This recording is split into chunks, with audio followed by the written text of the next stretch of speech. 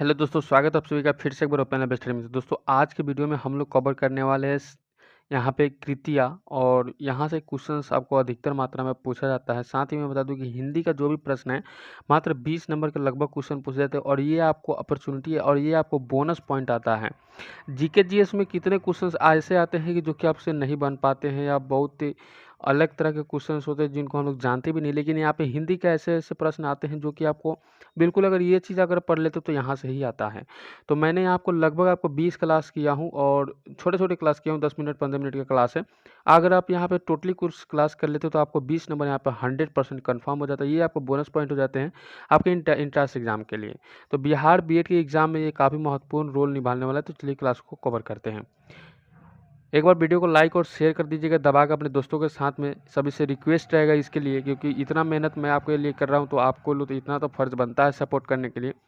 आइए, पहला प्रश्न है कि जिसके समान कोई दूसरा ना हो, यानी कि जिसके समान कोई दूसरा ना हो, उसका उस वाक्यांश का क्या होता है, शब्द एक होता है।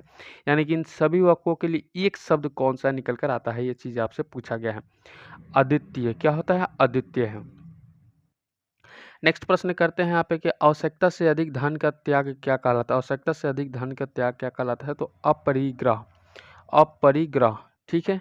आइए अगला प्रश्न करते हैं, जिसके पास कुछ भी ना हो उससे क्या कहेंगे, यानी कि जिसके पास कुछ भी ना हो।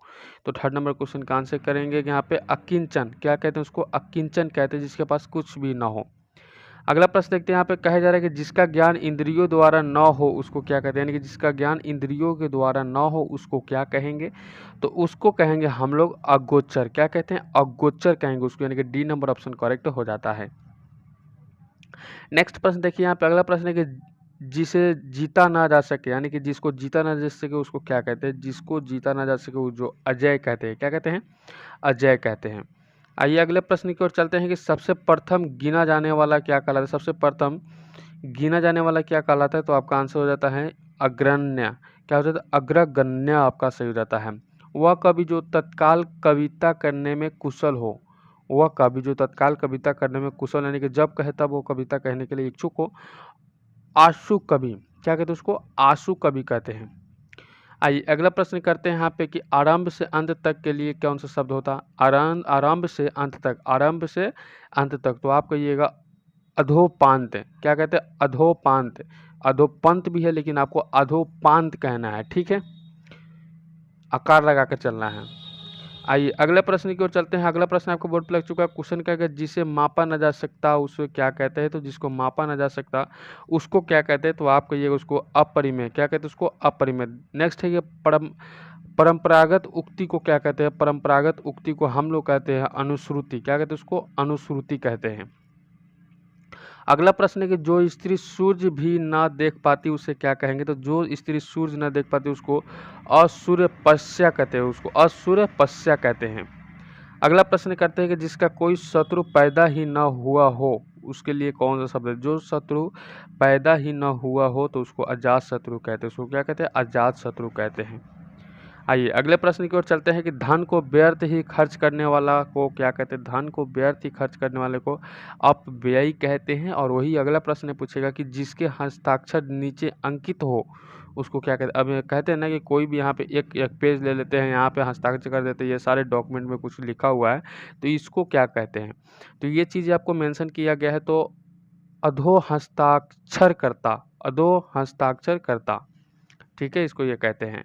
नेक्स्ट प्रश्न आपके बोर्ड पे पूछा जा सकता है कि बरसात बिल्कुल न होना क्या कहलाता है। बरसात बिल्कुल न होना क्या कहलाता है, तो आपको ये अनावृष्टि उसको कहते हैं। क्या कहते हैं, अनावृष्टि कहते हैं। अगला प्रश्न है कि सरकार के प्रयास से जारी होने वाली सूचना को क्या कहते हैं। सरकार के प्रयास से जारी होने वाली सूचना को अधिसूचना कहते हैं। क्या कहते हैं, अधिसूचना कहते हैं। नेक्स्ट प्रश्न मेरे साथ बोलते चलिएगा, जो किसी के प्रति आसक्त हो क्या कहलाएगा, तो 17 नंबर क्वेश्चन का आंसर कहिएगा अनुरक्त। क्या होते हैं, अनुरक्त कहते हैं उसको। बहुत दान देने वाले को क्या कहेंगे, तो बहुत दान देने वाले को हम लोग ओढ़रदानी कहते हैं। क्या कहते हैं, ओढ़रदानी कहते हैं। नेक्स्ट क्वेश्चन कहेंगे, जो शीघ्र प्रसन्न हो जाए उसे क्या कहेंगे, तो जो शीघ्र जल्दी से प्रसन्न हो जाते हैं उसको आशुतोष कहते हैं। क्या कहते हैं उसको, आशुतोष कहते हैं। अगला प्रश्न देखते हैं। यहाँ पे अगला प्रश्न है कि जिसकी भुजाएं घुटनों तक लंबी हो उसे क्या कहेंगे, तो जिसकी भुजाएं घुटनों तक लंबी हो उसको अजानुबाहु कहेंगे, उसको अजानुबाहु कहेंगे। ठीक है, आइए अगला प्रश्न करते हैं कि आग्रह का अर्थ क्या होता है। आग्रह का अर्थ क्या होता है, तो आग्रह का अर्थ कहते हैं जिसे सूंघा जा सके, जिसको सूंघा जा सके। डी नंबर ऑप्शन सही हो जाएगा।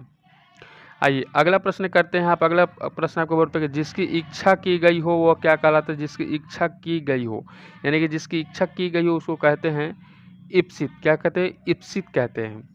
जो इंद्र पर विजय प्राप्त कर चुका हो उसे क्या कहते हैं। तो 23 नंबर क्वेश्चन का आंसर क्या कहेंगे, आंसर करेंगे इंद्रजीत। क्या कहेंगे, इंद्रजीत कहेंगे उसको।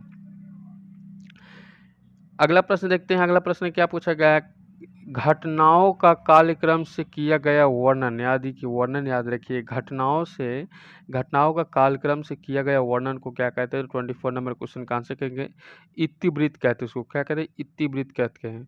जो दो में निष्ठा रखता हो उसे क्या कहते हैं, जो दो में निष्ठा रखता हो उसको कहेंगे हम लोग उभयनिष्ठ। ठीक है, उभयनिष्ठ कहेंगे। आइए अगले 25 क्वेश्चन करने का प्रयास करते हैं। क्वेश्चन कहिएगा कि इंद्रियों को भ्रमित करने वाला क्या कहलाता है। इंद्रियों को भ्रमित करने वाले को हम लोग कहते हैं इंद्रजालिक। इंद्रजालिक। नेक्स्ट क्वेश्चन है, धर्म पत्नी से उत्पन्न पुत्र को क्या कहते हैं। धर्म पत्नी से उत्पन्न पुत्र को हम लोग औरस कहते हैं। क्या कहते हैं, औरस कहते हैं।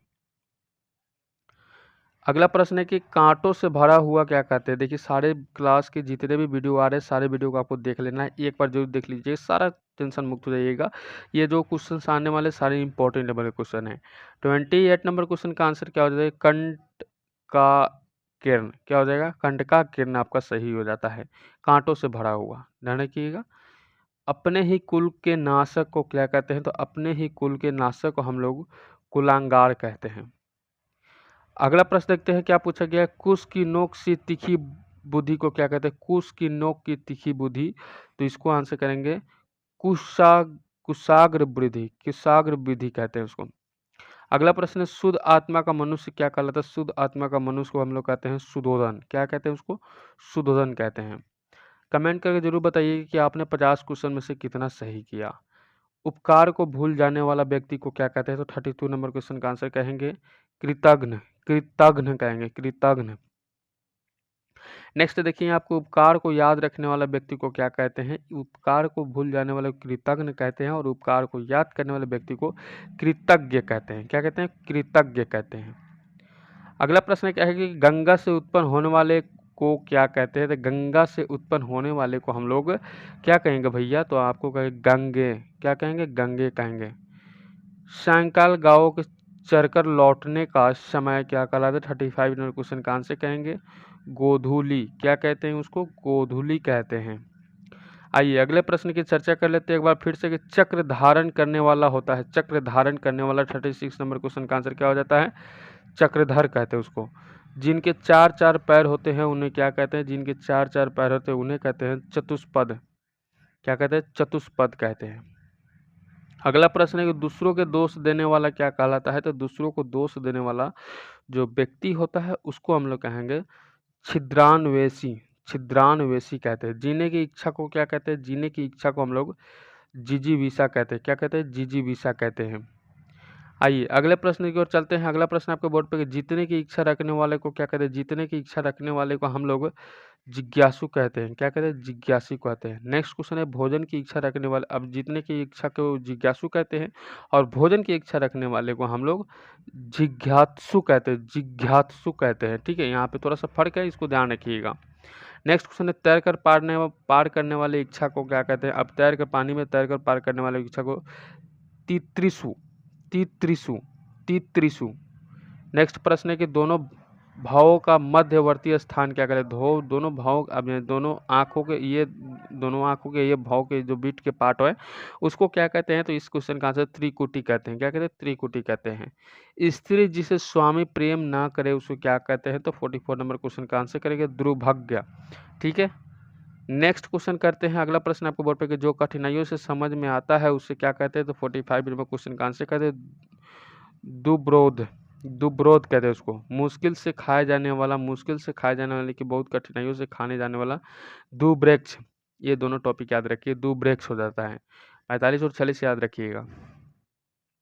नेक्स्ट प्रश्न है कि जंगल में लगी आग को क्या कहते हैं? जंगल में लगी आग को हम लोग कहेंगे दावानल। ये क्वेश्चन पूछा हुआ है, इंपॉर्टेंट क्वेश्चन है, बिहार पुलिस कांस्टेबल के एग्जामों में पूछा हुआ क्वेश्चन है।